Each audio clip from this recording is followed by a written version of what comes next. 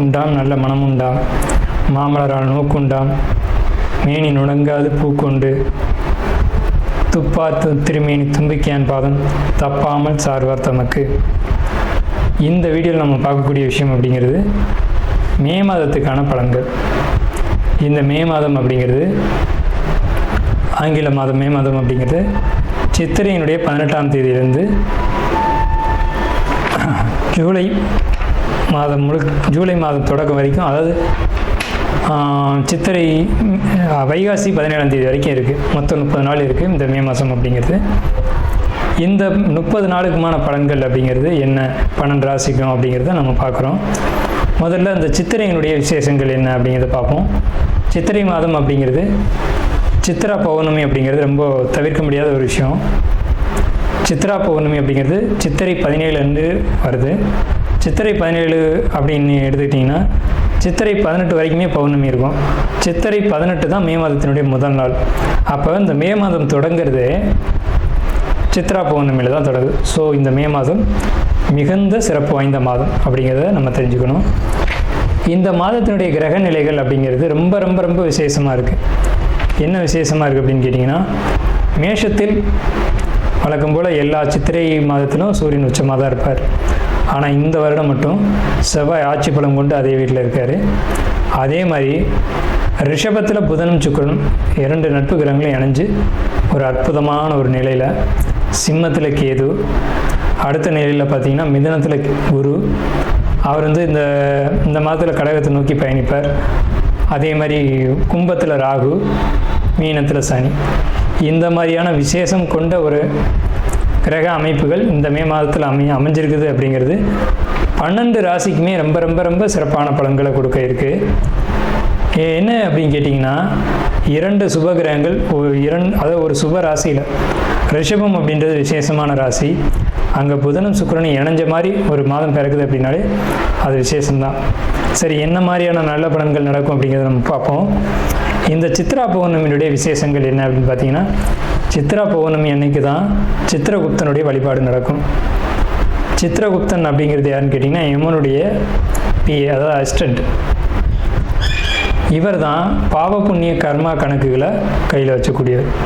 So இவரை வழிபடக்கூடிய நாள் தான் சித்ரா பௌர்ணமி. அது மட்டும் இல்லாது ஒவ்வொரு குடும்பத்திலையும் அந்த குடும்பத்தினுடைய கன்னி தெய்வங்களை வழிபாடு பண்ணக்கூடிய மாதம்தான் சித்ரா பௌர்ணமி. சித்ரா பௌர்ணமி என்று விசேஷமாக அவங்கவுங்க குடும்பத்தில் கன்னி தெய்வங்களை எடுத்து வழிபாடு பண்ணுவாங்க. நம்ம வேணால் கன்னி தெய்வங்களுடைய வழிபாடு எப்படி அப்படிங்கிறத ஒரு தனி வீடியோவை கூட கொடுப்போம். ஸோ கன்னி தெய்வ வழிபாடு அப்படிங்கிறது ரொம்ப விசேஷமானதும் கூட, முக்கியத்துவம் வாய்ந்ததும் கூட. இதில் சித்திரகுப்தனுடைய வழிபாடு ரொம்ப ஒரு அவசியமான விஷயம். அதே மாதிரி திருவண்ணாமலை கிரிவலம், அவரவருடைய குலதெய்வ வழிபாடு. இதில் ரொம்ப குறிப்பிட்டு பேசணும் அப்படின்னா அன்னதானம் கொடுக்கறது. இந்த சித்திரை மாதத்தினுடைய ஒரு உக்கிரமான காலகட்டத்தில் அன்னதானம் கொடுக்கறத காட்டிலும் நீர்மோர் கொடுக்கறது, தாகத்துக்கு தண்ணீர் கொடுக்கறது, இதெல்லாம் ரொம்ப ரொம்ப விசேஷம். ஸோ அவங்க வயிறு குளிர்றது போல், மனம் குளிர்றது போல் உங்களுக்கு கர்மா தீர்க்கப்படும் அப்படிங்கிறது முக்கியமான விசேஷம். ஸோ இது முக்கியமான விஷயம். அதே மாதிரி இந்த சித்திரை மாதத்தில் கத்திரி வெயில் அப்படிங்கிறது மே மாதம் 4ஆம் தேதி அன்னைக்கு மே 28 வரைக்கும் இருக்கும். இந்த 25 நாட்களும் மக்கள் அதிகப்படியாக யாரும் வெளியில் வராமலும் சில விஷயங்களை தவிர்த்துக்கவும் வேணும். தனுசு ராசி அன்பர்களை பொறுத்த வரைக்கும் மே மாதம் அற்புதமான ஒரு மாதம். உங்களுக்கு தொழில் செய்யக்கூடியவங்களுக்கு லாபம் மிகுதியாக இருக்கும். குறிப்பாக தொழில்னு பார்க்கும்போது பத்திரம், எழுத்து, டாக்குமெண்ட், இது சம்மந்தப்பட்ட துறையில் இருக்கக்கூடிய, இது சம்மந்தமான தொழில் செய்யக்கூடியவங்களுக்கு லாபம் ரொம்ப அபரிதமாக இருக்கும். அதே மாதிரி பார்த்துக்கிட்டிங்க அப்படின்னா உங்களுக்கு முயற்சிகள் எல்லாமே வெற்றி அடையும். உங்களுடைய சிந்தனையில் ஒரு தெளிவு இருக்கும். எதை சிந்திச்சிங்க அப்படின்னாலும் அதில் ஒரு நுட்பத்தோடு தெளிவாக சிந்திப்பீங்க. ஆலய பயணங்கள் போயிட்டு வர்றது ரொம்ப ஒரு நல்ல விஷயமா இருக்கும். வண்டி வாகனங்களில் போகிறது பொறுத்த வரைக்கும் ரொம்ப கவனமாக இருக்கணும்.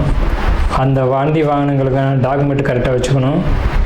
அதே போல் உங்களுக்கு வீடு, சொத்து இந்த மாதிரி வாங்கக்கூடிய எண்ணங்கள் வரும், வாங்குவீங்க. அல்லது காலி நிலமாவது வாங்குவீங்க. அந்த மாதிரி வாங்கும்போது அந்த டாக்குமெண்ட்டில் எல்லாம் கரெக்டாக இருக்கா அப்படின்னு பார்த்து வாங்கணும். வாங்கக்கூடிய யோகா அமைப்பு உண்டு.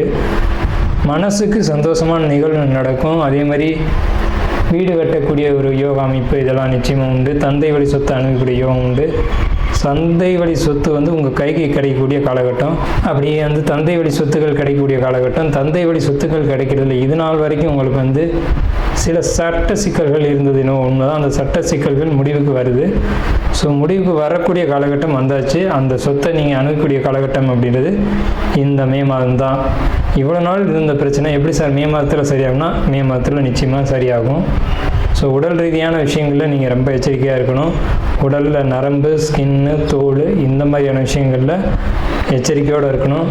முதுகெலும்பு, ஜவ்வு இந்த மாதிரி இடங்களையும் நீங்கள் எச்சரிக்கையாக இருக்கணும் அப்படிங்கிற ஒரு அமைப்பு வந்து உங்களுக்கு உண்டு. அதே மாதிரி அரசியல், அரசாங்கம், அரசியல் பிரபலங்களை பொறுத்த வரைக்கும் இந்த மே மாதத்தில் எச்சரிக்கைகள் தேவை. எல்லா பிரச்சனைக்குமான தீர்வு அப்படிங்கிறது ஆன்மீக ஈடுபாடு தான். பணம் சம்மந்தப்பட்ட விஷயங்களை யாரையும் நம்ப வேணாம். ஆபரணங்களை பொறுத்த வரைக்கும் யாருக்கும் நம்பி நீங்கள் கொடுக்க வேணாம். அதே மாதிரி நீங்கள் கழுத்துலேயோ கையிலையோ அணிஞ்சிக்கிற நகைகளை பொறுத்த வரைக்கும் ரொம்ப எச்சரிக்கை தேவை. ஒரு சிலர் வந்து என்ன பண்ணுவாங்கன்னா, மோதிரங்கள்லாம் வந்துட்டு கையில் போட்டிருப்பாங்க. ஆனால் அது வந்து போட்டிருக்கணும் அப்படின்ற ஒரு ஆடம்பரத்துக்காக போட்டிருப்பாங்க. அந்த ஆபரணங்களுக்கும் இவங்களுக்கும் சம்மந்தமே இருக்காது, ஆனால் போட்டிருப்பாங்க. அந்த மாதிரிலாம் போடும்போது என்ன ஆகும்னா, இந்த டைமில் உருவிட்டு போயிடும். ஸோ அந்த மாதிரி இல்லாமல் கவனமாக இருக்கும்படியாக ஒரு நூல் சுற்றியோ டைட்டாக இருக்கும்படியோ நம்ம உடலில் அணிஞ்சிக்கிறது அப்படிங்கிறது ரொம்ப பெஸ்ட்டு. அப்புறம் போச்சு அப்படின்னு சொல்லக்கூடிய ஒரு சூழ்நிலைகள் வந்துடும். மாதத்தில் பனி சுமைகள் அதிகமாக இருக்கும். பனி சுமைகள் அதிகமாக இருந்தாலும் உடல் ஆரோக்கியத்தில் கவனம் செலுத்தணும். கடன் வாங்கி கடன் அடைக்கக்கூடிய காலகட்டம் தான் இது. முழுசும் கடன் அடையும் அப்படின்னு சொல்ல முடியாது. கடனை வாங்கி கடனை அடைச்சிட்டு நீங்கள் வந்து ஒரு ரிலீஃப்க்கு வாங்க. பின்பற்ற காலத்தில் வந்து இந்த கடன் சுமைகளுக்கான படிப்படியான முன்னேற்றங்கள் உங்கள் வாழ்க்கையில் ஏற்படும். நாம் இதுவரைக்கும் பார்த்த ராசி பலன்கள் எல்லாமே பொதுவான ராசி பலன்கள் தான், 12 ராசிக்குமே. அப்போது உங்களுடைய தனிப்பட்ட பிறப்பு ஜாதகம் அப்படிங்கிறது உங்கள் ஜாதகத்தில் தனிப்பட்ட பலன்களை கையில் வச்சுருக்கோம். உங்களுக்கு ஜோதிடம் சம்பந்தமான சந்தேகங்கள் இருந்தாலும் சரி, அல்லது ஜோதிடம் பார்க்கணும் அப்படின்ற எண்ணங்கள் இருந்தாலும் சரி, இல்லை ஜோதிடத்தில் சந்தேகம் இருக்குன்னு நீங்கள் நினச்சாலும் சரி, நம்ம நம்பர் வந்து கீழே ஸ்க்ரீனில் தெரியுது. அந்த நம்பருக்கு காண்டாக்ட் பண்ணி நீங்கள் எந்த நேரத்தில் வேணாலும் நம்மக்கிட்ட பேசலாம். இல்லை ஜாதகம் பார்க்கணும் அப்படின்னாலும் நீங்கள் அப்பாயின்மெண்ட் வாங்கிட்டு எப்போ வேணாலும் நம்மளை காண்டாக்ட் பண்ணி ஜாதகம் பார்த்துக்கலாம். நன்றியும் வாழ்த்துக்களும். வாழ்க வளமுடன்.